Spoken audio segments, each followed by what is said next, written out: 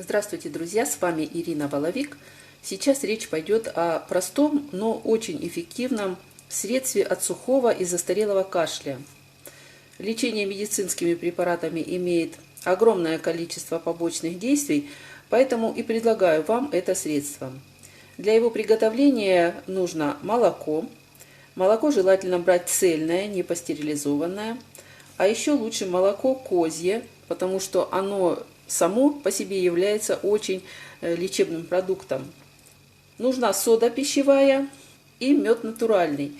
Если не уверены в натуральности меда, то лучше его вообще не использовать, дабы не сделать больше вреда. Тогда использовать только молоко и соду. Это средство воздействует на организм комплексно и обладает такими эффектами: противовоспалительным, смягчающим, отхаркивающим и обволакивающим. Молоко я подогрела, но не закипятила. То есть я его подогрела до такой температуры, когда можно еще пить. То есть оно горячее, но не обжигает слизистую.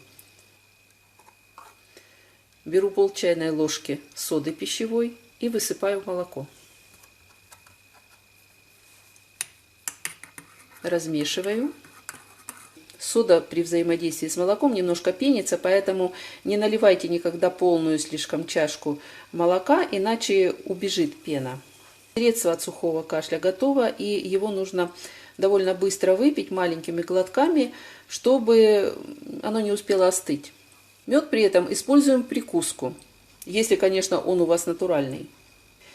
И такое средство можно в день принимать не более 3 стаканов. И обязательно принять на ночь, чтобы спокойно спать.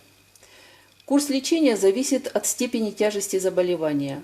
Может помочь и 1 стакан такого средства, а возможно придется пить неделю до полного выздоровления. Из противопоказаний только непереносимость компонентов, то есть кто-то не переносит молоко, кто-то не переносит мед, тогда нельзя это средство использовать для лечения кашля. Вот такое простое средство, но очень эффективное. Спасибо, что были со мной. Подпишитесь на мой канал, если не подписаны. Всего вам доброго и будьте здоровы!